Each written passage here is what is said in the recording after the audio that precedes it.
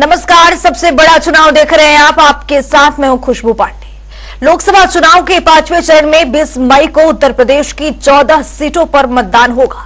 ऐसे में राजनीतिक दलों ने पूरी ताकत झोंक दी है। इसी कड़ी में प्रधानमंत्री नरेंद्र मोदी आज हमीरपुर पहुंचे, जहां उन्होंने बीजेपी प्रत्याशी के समर्थन में चुनावी जनसभा को संबोधित किया। इस दौरान पीएम मोदी ने कांग्रेस पर सपा पर जमकर निशाना साधा है। उन्होंने कहा है कि सपा और कांग्रेस वाले आपका वोट तो ले लेते हैं, लेकिन ये लोग सरकार में आते ही सौगात उनको बांट देते हैं। उन्होंने वोट जिहाद करते हुए भी बात कही और इसलिए आज मैं आपको सपा और कांग्रेस से समाधान करने आया हूं। सुनिए। साथियों, आज मैं आपको सपा और कांग्रेस से सावधान करने के लिए आया हूं।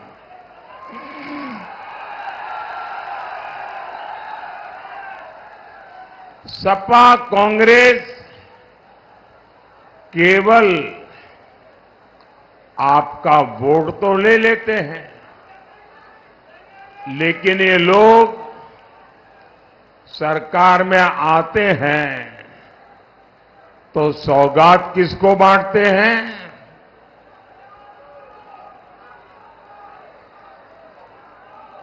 वे सौगात उनको बांटते हैं जो उनके लिए वोट जिहाद करता है।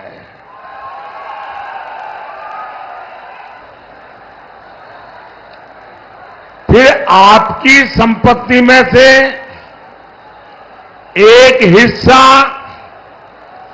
अपने जो वोट जिहाद करने वाली वोट बैंक है, उन लोगों को दे देंगे।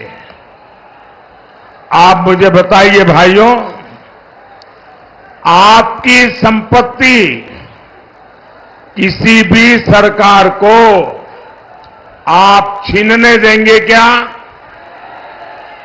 अगर मेरी बात पहुंची है तो सब लोग जवाब देना।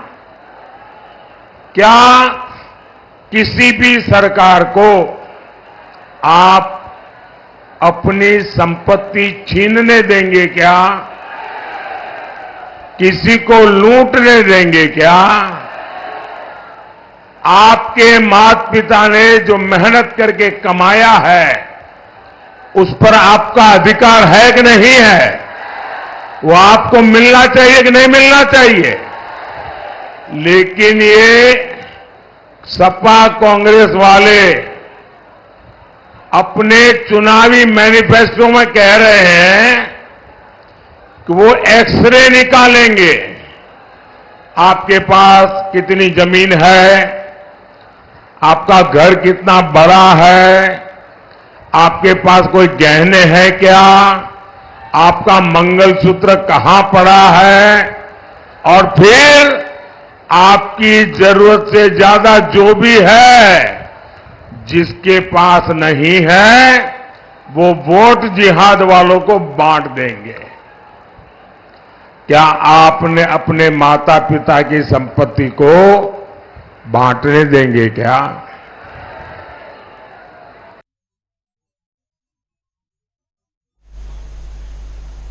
तो इसी बीच एक बड़ी जानकारी सामने आ रही है। लखनऊ से आपको रूबरू कराएंगे बड़ी जानकारी, बड़ा अपडेट आपके सामने। सपा अध्यक्ष अखिलेश यादव का आज रोड शो है। आज शाम 5 बजे अखिलेश यादव का रोड शो है। केडी सिंह बाबू स्टेडियम से जीपीओ तक रोड शो होगा। ये बड़ी जानकारी से आपको रूबरू करा रहे हैं। आज अखिलेश यादव रोड शो करते हुए नजर आएंगे। शाम 5 बजे रोड शो होगा अखिलेश यादव का। केडी सिंह बाबू स्टेडियम से जीपीओ तक रोड शो होगा। ये बड़ी जानकारी से आपको रूबरू करा रहे हैं। बड़ा अपडेट आपके सामने। सपा अध्यक्ष अखिलेश यादव का आज रोड शो है। शाम 5 बजे रोड शो करते हुए नजर आएंगे। ये बड़ी जानकारी, बड़ा अपडेट आपके सामने।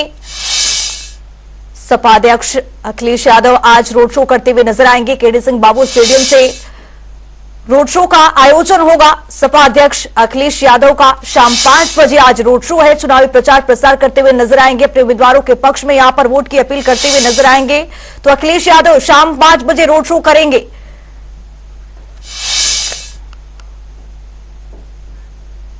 एक और बड़ी जानकारी सामने आ रही है, उसे भी आपको रूबरू कराएंगे। बड़ी जानकारी, केंद्रीय गृह मंत्री का ललितपुर दौरा है कल। ये बड़ी जानकारी आपको दे रहे। चुनावी जनसभा को संबोधित करेंगे गृह मंत्री अमित शाह। बीजेपी प्रत्याशी के समर्थन में जनसभा करेंगे। बीजेपी से चुनावी मैदान में है अनुराग शर्मा। अनुराग शर्मा के पक्ष में यहां पर वोट की अपील करते हुए जनता से नजर आएंगे। सुरक्षा व्यवस्था को भी यहां पर अलर्ट रखा गया है। पुलिस प्रशासन की ओर से पुख्ता इंतजाम किया गया है। तो आपको बता दें कि बीजेपी से चुनावी मैदान में है अनुराग शर्मा। अनुराग शर्मा के पक्ष में कल गृह मंत्री चुनावी प्रचार प्रसार करते नजर आएंगे। जनसभा को संबोधित करेंगे। अनुराग शर्मा के पक्ष में वोट की अपील करते हुए नजर आएंगे गृह मंत्री अमित शाह। ललितपुर के दौरे पर हैं कल और दौरे को लेकर सुरक्षा व्यवस्था भी पुख्ता इंतजाम किया गया है।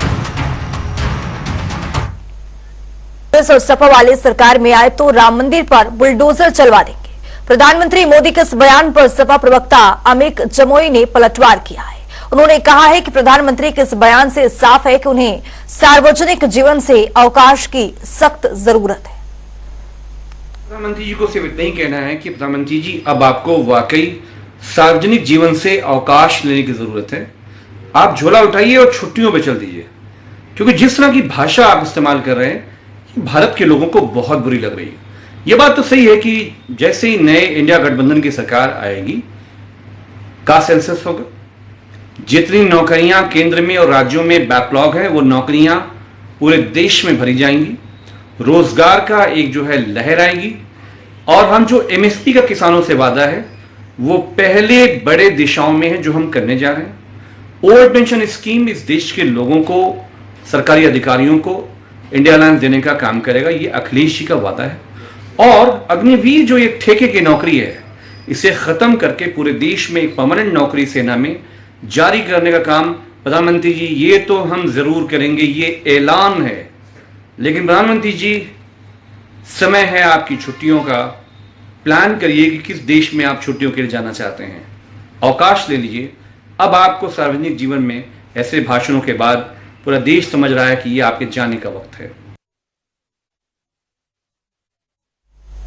सिद्धार्थनगर जिले में राष्ट्रीय अध्यक्ष चंद्रशेखर आजाद ने पदयात्रा कर विशाल रैली निकाली और जनता से बाहरी प्रत्याशियों को हराकर आजाद समाज पार्टी के उम्मीदवार चौधरी अमर सिंह के पक्ष में वोट करने की अपील की।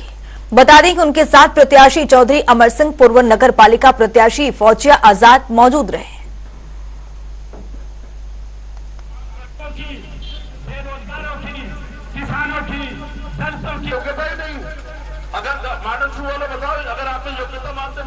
बीच के चौधरी अमर सिंह को मौका, चौधरी अमर सिंह आप इन बाहरी लोगों को छोड़ दो और चौधरी अमर सिंह केंद्र के रिसार्ट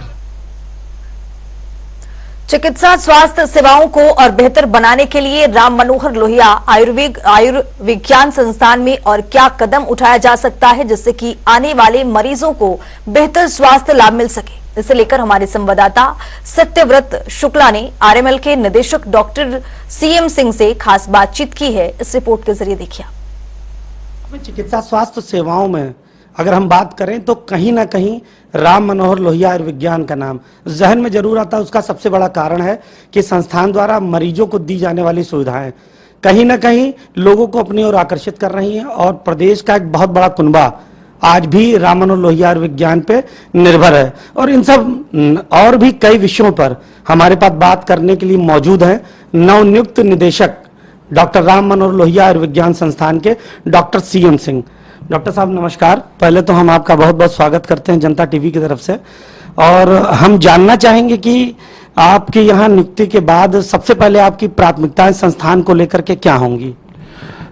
देखिए अभी तो मुझे 2 महीना पहले मैं ज्वाइन किया हूँ। जो मैं जब इस संस्थान में आया तो जो मुझे यहाँ के चैलेंजेस पता थे उसमें एक था कि इमरजेंसी की सर्विसेज। मुझे ये पता लगा कि इमरजेंसी में बेड कम होने के नाते बहुत सारे मरीज एडमिट नहीं हो पाते, उनको रेफ़र करना होता है। एक तो ये प्रॉब्लम थी। दूसरा जो मेरा विज़न है कि मैं यहाँ पे centre of excellence in research को बनाऊं और रिसर्च को बढ़ावा दिया जाए, क्योंकि रिसर्च सारे ही फील्ड में बहुत इम्पॉर्टेंट है बट मेडिकल के फील्ड में बहुत ज़रूरी है। उसी से हमें नई दवाएं, नई वैक्सीन और नई विधाएं मरीजों को ट्रीटमेंट के लिए प्राप्त होती हैं। तो दूसरा हमारा जो विजन था वो था कि हम centre of excellence in research बनाएं। तीसरा जो इम्पोर्टेंट वर्क था, जो काफ़ी दिनों से हम लोग प्रयासरत थे, पहले लोग प्रयासरत थे बट नहीं हो पाया था, वो था न्यूरो साइंस सेंटर। आज के दिन में आप देख रहे होंगे कि ब्रेन स्ट्रोक या ब्रेन हेमरेज के केसेस बहुत ज़्यादा से बढ़ रहे हैं और रोड ट्रैफिक एक्सीडेंट भी होता है जिसकी वजह से ब्रेन में इंजरी होती है। तो उसके लिए एक dedicated advance centre of neurology, neuro science centre बनाने की ज़रूरत थी और उस पर हम बहुत तेज़ी से काम कर रहे हैं।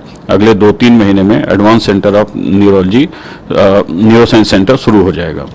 डॉक्टर साहब, ये जो दिन प्रतिदिन जो मरीजों की संख्या में इजाफा हो रहा है और कहीं ना कहीं ये भी देखने को मिलता है कि मरीज आ गया लेकिन पता चला आईसीयू का बेड नहीं मिल पा रहा है या कहीं वेंटिलेटर नहीं मिल पा रहा है, तो क्या इनकी भी संख्या में इजाफा का कुछ आपका सरकार के द्वारा मतलब चल रहा है कि कुछ बेड बढ़ाए जाए आईसीयू के या वेंटिलेटर के? मैं बताऊं कि जैसे मैंने बताया कि ज्वाइन करा तो उसमें इमरजेंसी की जो प्रॉब्लम थी, तो हमने पहले अभी यहाँ पे 26 बेड था ट्रायल्स के लिए इमरजेंसी में, और इन 2 महीनों में हमारी टीम ने लग के काम किया और आज 28 बेड उसमें और ऐड हो गया। मींस जो ट्रायल्स की फैसिलिटी आज तक अवेलेबल थी वो अब डबल हो गई। तो अब करीब 55-56 बेड हो गया ट्रायल्स में इमरजेंसी में अवेलेबल, बाकी बेड हैं। तो अब मरीजों को वापस नहीं जाना होगा, ज़्यादातर मरीजों का इलाज यहाँ हो पाएगा। रही बात वेंटिलेटर्स की, तो कुछ कमी थी, हम जल्दी ही करीब 125 वेंटिलेटर खरीदने जा रहे हैं जिससे कि वेंटिलेटर की कमी पूरी हो जाएगी। मॉनिटर्स खरीदने जा रहे हैं।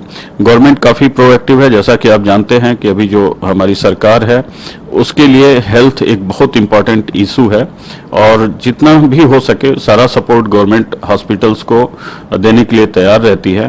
तो अभी जो हमें फंड मिला है उससे हम बहुत सारे इक्विपमेंट जैसे हार्ट लंग मशीन के इक्विपमेंट, ये ventilators, monitors, cath lab, neuroscience centre के इक्विपमेंट, ये सारे अगले 2-3 महीने में आ जाएंगे जिससे कि सुविधाएं और ज़्यादा बढ़ जाएंगी।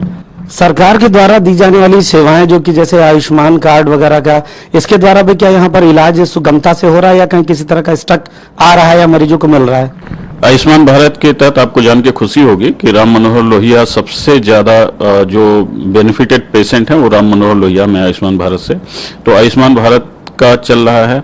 गंभीर और असाध्य रोगियों के लिए जो मुख्यमंत्री जी का जो एक कोर्स है उससे हेल्प मिल रही है और बाकी जो भी सरकार की बाल स्वास्थ्य सुरक्षा कार्यक्रम और जितने भी तरह के प्रधानमंत्री रिलीफ फंड, मुख्यमंत्री रिलीफ फंड, सारे जो भी इस तरह से जो गरीब मरीजों के लिए उपयोगी सेवाएं हैं वो सारे राम मनोहर लोहिया में चल रही हैं।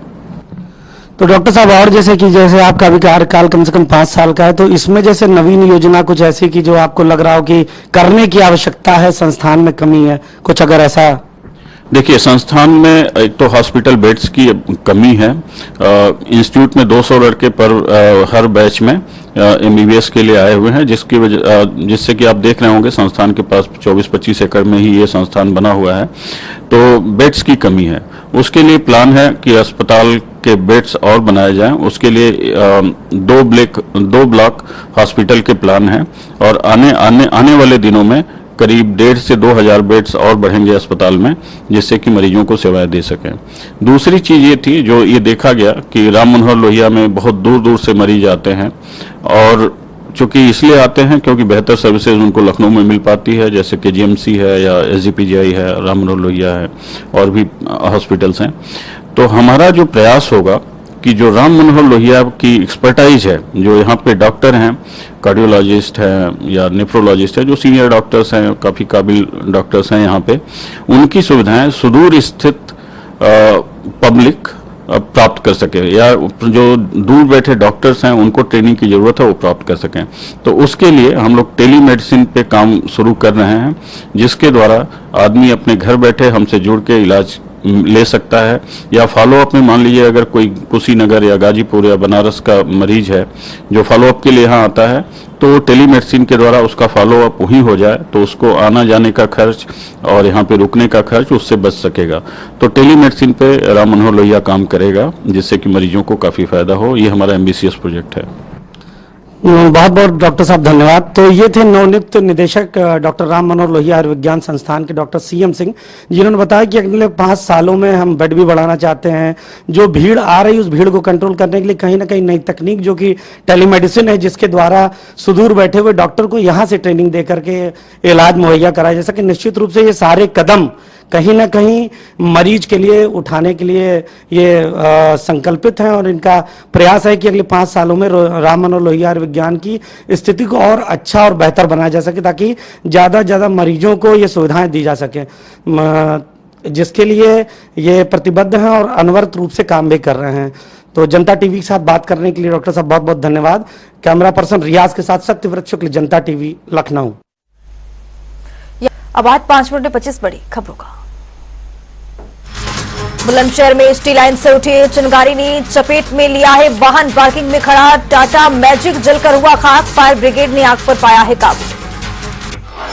अलीगढ़ में बस ने युवक को कुचला है। हादसे में युवक की हुई मौत। गुस्साए परिजनों ने रोडवेज वर्कशॉप पर किया है हंगामा। पुलिस ने कार्रवाई का दिया है आश्वासन। बहराइच में चेकिंग के दौरान पुलिस ने युवक को किया है गिरफ्तार। कार सवार युवक से 51 लाख को नकदी की गई बरामद। भारत नेपाल सीमा के रुपई डीडा रोड का मामला। लखनऊ में बाइक सवार 2 युवक को जंपर ने मारी है टक्कर। हादसे में एक की मौत, दूसरे की हालत नाजुक। गुस्साए ग्रामीणों ने पुलिस से चालक की गिरफ्तारी की मांग की है। रायबरेली से प्रियंका गांधी पहुंची है कांग्रेस के जिला कार्यालय। जिला अध्यक्ष समेत कई पदाधिकारियों से की चुनावी चर्चा। फिरोजाबाद में कबाड़ गोदाम में लगी भीषण आग। फायर ब्रिगेड की गाड़ियों ने संभाला है मोर्चा। शॉर्ट सर्किट बताई गई अग्निकांड की वजह। पुलिस कर रही मामले की तफ्तीश। मिर्जापुर में ख्वाजा इस्माइल चिश्ती के दरगाह पर हमला। घटना में 5 लोग हुए घायल। शिकायत मिलने के बाद कार्रवाई में जुटी है पुलिस। प्रतापगढ़ में तेज रफ्तार का कहर। कार ने बाइक को मारी है टक्कर। हादसे में युवक हुआ है घायल। घायल को अस्पताल में कराया गया भर्ती। आगरा में दर्जन से अधिक युवक ने की एक युवक की पिटाई। युवक गंभीर रूप से हो घायल। पिटाई का वीडियो हो रहा वायरल। पुलिस ने घायल को अस्पताल में कराया भर्ती। मिर्जापुर में विंध्य महिमा हुआ फिर शर्मसार। शक्ति की उपासना स्थल पर नारी को पीटते प्रसाद विक्रेता। मारपीट का वीडियो हुआ वायरल। आगरा में सरे बाजार युवक को दबंग ने जमकर पीटा है। दबंगई के चलते लोगों ने बचाने की नहीं उठाई जहमत। युवक की पिटाई का वीडियो सोशल मीडिया पर जमकर हो रहा वायरल। सहारनपुर में विद्युत विभाग की बड़ी लापरवाही। कार्यरत संविदा कर्मी की लाइन पर कार्य करते हुए मौत। बिना सूचना के लाइन चालू करने से हुई घटना। बुलंदशहर में पुलिस का ऑपरेशन जारी। मुठभेड़ के दौरान एक बदमाश हुआ घायल। दूसरा मौके से हुआ फरार। बदमाश के कब्जे से बाइक, तमंचा, कारतूस किए गए बरामद। कुशीनगर में फंदे से लटका मिला महिला का शव। परिजन घर छोड़कर हुए फरार। कसाया थाना क्षेत्र के रजबाबर के कलावली टोल प्लाजा की घटना। बदायूं में सामुदायिक स्वास्थ्य केंद्र के कोल्ड चेन रूम में लगी आग। लगभग 2 घंटे के प्रयास से फायर ब्रिगेड ने आग पर पाया काबू। शॉर्ट सर्किट बताई जा रही आग लगने की वजह। सिद्धार्थनगर में मनाई गई है स्वर्गीय पंडित हरिशंकर तिवारी की प्रथम पुण्यतिथि। कार्यक्रम में नेताओं के साथ साथ ब्राह्मण समुदाय के लोगों ने बढ़ चढ़कर लिया हिस्सा। आयोजित गोष्ठी में बुद्धिजीवियों ने ली है श्रद्धांजलि दी है। बिजनौर में डबल मर्डर से फैली सनसनी। 2 सगी बहनों की हत्या। पुलिस ने दोनों शवों का कराया है पोस्टमार्टम। अलीगढ़ में चाइनीज मांझे की चपेट में आई महिला। ई रिक्शा में बैठी महिला की मांझे से कटी गर्दन। गंभीर हालत में महिला को अस्पताल में कराया गया भर्ती। आगरा में भगवत कथा सुनने घर से निकली 3 बहनें। रेलवे ट्रैक पर मिला 2 बहनों का शव। तीसरी लापता। पुलिस मामले की कर रही तफ्तीश। फर्रुखाबाद में ट्रंकर ने बाइक सवार को मारी है टक्कर। हादसे में गंभीर रूप से घायल हुआ युवक। अस्पताल में डॉक्टर ने किया है मृत घोषित। बुलंदशहर में बदमाशों के हौसले बुलंद। हथियार के बल पर पेट्रोल पंप के मालिक से की है लूटपाट। घटनास्थल के सीसीटीवी फुटेज खंगालने से जुटी है पुलिस। सहारनपुर में संदिग्ध परिस्थितियों में विवाहिता की मौत।